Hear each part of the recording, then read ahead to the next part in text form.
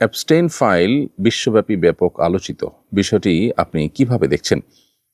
এটিকে সাদা চোখে আমরা তো দেখছি যে একজন মানসিকভাবে বিকারগ্রস্ত বা বিকৃত মস্তিষ্ক মানুষের প্রচণ্ড রকমের পৈশাচিক কর্মকাণ্ড, বাট এটাকে এর বাইরে আরও বিভিন্ন অ্যাঙ্গেল থেকে দেখবার সুযোগ আছে। বিশেষ করে যখন এর সাথে এমন এমন রথী মহারথীরা যুক্ত, এই বিকৃতি, এই পৈশাচিকতা, এই নির্মমতা, এই আপনার পশুসুলভ উল্লাস, আনন্দ এবং ভোগ, এটার সাথে যারা জড়িয়ে আছে সে মানুষগুলোর দিকে তাকালে সবাইকে বিকৃত মস্তিষ্ক বলে চালিয়ে দেওয়া সহজ নয়। দ্বিতীয়ত, এই ব্যক্তি অ্যাবস্টেইনের বিভিন্ন বক্তব্য, তার বিভিন্ন সময় সাক্ষাৎকার এবং তার উপর অল ওভার যে ফলো আপ, সেটির সামারিতে এসে নিশ্চিন্তে বলা যায় বা নির্দ্বিধায় বলা যায় যে এটা মূলত শয়তান পুজো যারা করে তাদের রিচুয়ালের অংশ। আমি অতি সম্প্রতি একটি ভিডিওতে ইউএসএ থেকে কোনো একটা অনুষ্ঠানে একজন ইহুদি নারীকে একজন সাংবাদিক প্রশ্ন করেছেন যে আপনাকে একটা ভালো ইহুদি ফ্যামিলি হিসাবে আমরা জানি, আসলে কি তাই? তখন সে ভদ্রমহিলা তার ফ্যামিলির বিভিন্ন হিস্ট্রি বলছিলেন এবং বলছিলেন যে নিরুপায় হয়ে আমাদেরকে যেতে হতো, আমাদেরকে নিয়ে যাওয়া হতো এবং আমাদের ফ্যামিলিতে বাচ্চাদেরকে বলি দেওয়া হতো। এই যে অ্যাবস্টেইনের এখানে বাচ্চাদের প্রতি যে নির্মমতা, তাদেরকে নিয়ে আপনার বিভিন্নভাবে অপহরণ করে এনে তার দ্বীপে, তার বিভিন্ন হোটেলে সেগুলোকে আপনার মানে জাস্ট অন্য 10টা পশু জবে করে আমরা যেভাবে খাই সেভাবেও না, বরং অত্যন্ত নির্মমভাবে এই শিশুগুলোকে শেষ করা এবং নানাভাবে আপনার তাদেরকে উপভোগের বস্তুতে পরিণত করা, শিশু, নারী, এরকম আরও বিভিন্ন যে মানুষগুলোর প্রতি যে নির্মমতাগুলো করা হতো, এই পুরো প্রক্রিয়াটা সম্পর্কে সে ভদ্রমহিলার বক্তব্য অনুযায়ী বোঝা যায় যে এটি মূলত শয়তান পুজোর অংশ। শয়তানের যারা পুজো করে, উপাসনা করে, তাকে সন্তুষ্ট করার জন্য রিচুয়ালের অংশ হিসাবে এই সমস্ত আপনার নোংরাম্য করতে হয়। এই নোংরাম্যর এমন এমন পাঠ আছে যেগুলো আসলে মুখে উচ্চারণ করবার যোগ্য নয়, সেই জিনিসগুলো তারা করতো এবং বিশ্বের ক্ষমতাধররা, বড় বড় প্রভাবশালী ব্যক্তিরা দিন শেষে এই সমস্ত রিচুয়ালের মধ্য দিয়ে তারা পার হয়। এখানে এই যে ইহুদি ফ্যামিলির যে মহিলার সাক্ষাৎকার এবং আপনার অ্যাবস্টেইনের যে বিভিন্ন সময় সাক্ষাৎকার বা তার যে লাইফস্টাইল বা তার যে পুরো কার্যক্রম, এটা ফলো আপ করলে বোঝা যায় যে শিশুদেরকে বলি দেওয়া কত নির্মমভাবে কে বলে দিতে পারছে এবং নারীদের প্রতি কত নির্মম কে হতে পারছে অপহরণ করে, এবং আপনার পৈশাচিকতা কতটা করতে পারছে, এর উপরে শয়তানের সন্তুষ্টি অনেকটা নির্ভর করে।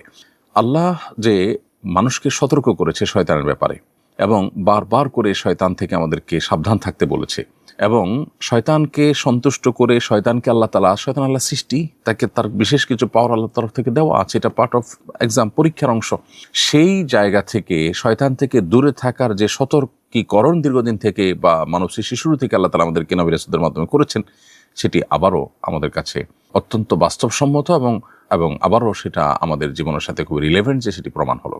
আর এর সাথে পশ্চিমা দুনিয়া যে আমাদেরকে নারী অধিকার, শিশু অধিকারের যে সমস্ত সবক টবক শোনা, এগুলো যে সবগুলোই তাদের বাণিজ্যের অংশ, এগুলো সবগুলো যে ধোঁকা, এবং আমাদেরকে বিনোদনের নামে আমাদের যে রিচুয়াল আছে আল্লাহর সাথে কানেক্টেড হওয়ার, আল্লাহর পাওয়ার দ্বারা প্রভাবিত হওয়ার এবং শক্তিশালী হওয়ার, আমাদের দুনিয়া এবং আখিরাতে কল্যাণ এর অধিকারী হওয়ার, সেই রিচুয়ালগুলো থেকে আমাদেরকে দূরে সরাবার জন্য এই ধর্মীয় বিষয়গুলোকে হাস্যরসের উপহাসের বিষয় পরিণত করেছে এবং বিনোদনের নামে যে সমস্ত আইটেম আমাদেরকে দিয়েছে, এগুলো সবগুলো মূলত শয়তানের রিচুয়াল এবং শয়তানকে সন্তুষ্ট করার আইটেম।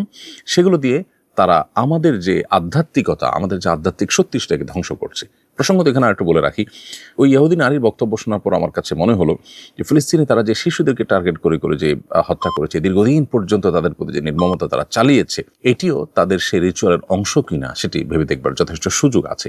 কারণ শয়তানকে সন্তুষ্ট করবার জন্য যে শিশু বলি থেকে নিয়ে যত রকমের আয়োজন আছে, এমনকি যে ভদ্রমহিলার বক্তব্যে শুনছিলাম যে এমনও হয় যে পারিবারিকভাবে প্ল্যান করে বাচ্চা গর্ভে ধারণ করা হয় এবং আশপাশের মানুষকে বুঝতে দেওয়া হয় না, ওই বাচ্চা মূলত শয়তানকে সন্তুষ্ট করার জন্য বলি দেওয়া হবে, এটাই থাকে উদ্দেশ্য এবং সেটি দেয়া হয়। এই যে পুরো কার্যক্রম, এখান থেকে নতুন করে আমাদের আল্লাহর নেয়ামত ইসলামের প্রতি আমাদের আরও বিশ্বাস বেড়ে যায়, আরও আস্থা বেড়ে যায় এবং আল্লাহর প্রতি আরও অগ্রসর হওয়ার গুরুত্ব আমরা অনুধাবন করতে পারি।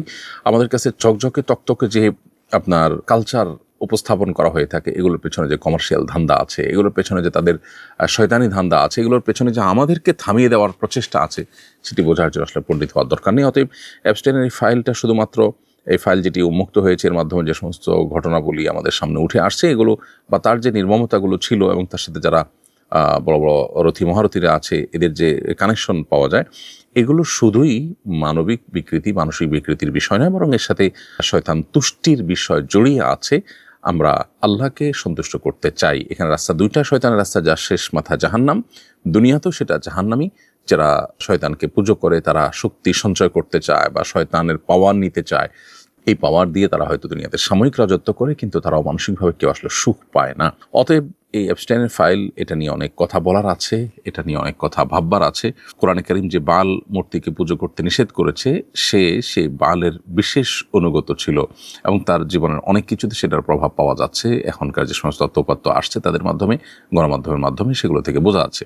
তো এই যে বাল এর যারা পূজা করত, যেটাকে আপনার ওই যে লিঙ্গ পূজার টাইপের যৌন বিকৃতি বা বিকৃতি যৌনতা, এর সাথে যাদের সম্পর্ক আছে, এরা মূলত ওই বাল মূর্তির পূজার ওইটাকে চর্চা করছে।